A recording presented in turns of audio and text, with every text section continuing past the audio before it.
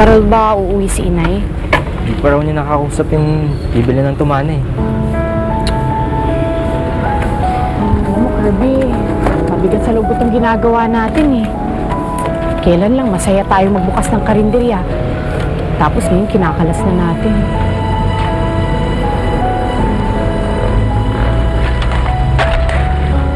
Ayun po sa kabila oh.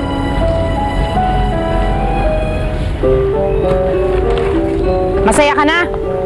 Nawala kami ng hanap buhay dahil sa pagiging sumbongero mo. Oh, pwede ba, Happy Lar? Alam mo kasi kung nagkataon yung customer na sa amin nagreklamo, sigurado naman ako na yun din ang gagawin ninyo. Papasaran nyo rin kami. Syempre bago ko gagawin yun, sisiguraduhin ko munang sa inyo nga nalaso ng customer. Pwede ba, ha? Huwag ka na magpapalusot. Alam mo kasi, yung pagkain niyo, marumi, tsaka nakakalason. Yun. Ginagalit mo ako. Ano ha? May sasapatos pa ako. Gusto mo pa talaga ang tamaan? Tatamaan ka talaga sa akin. Ate! Wala ka pala eh. Yabang nito. Ika na nga. Ano? Isa pa. May isa pa. Ate. Ina.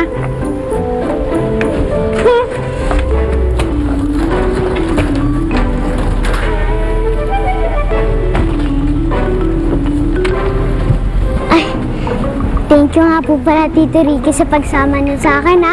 Ang saya-saya ko po ngayong araw na to. Araw-araw pupuntahan kita dito para samahan ka. Yun nga lang, sana wala yung mga tita mo. Baka naman po sumobra yung abala niyo sa akin. Nakakahiya naman po.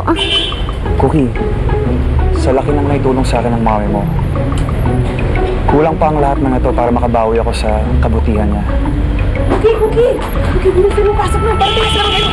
Ayun na! Ayun na! Sige.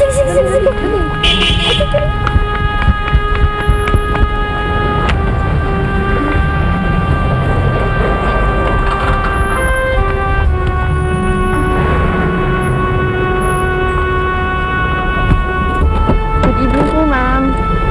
Good evening. Nasaan si Cookie? Sa kwarto po, ma'am. Baka nakalabas na naman ang batang yon, ha? Elma? Teka, ba't nandun na ngayon yun? Di ba nandito lang yan kanina?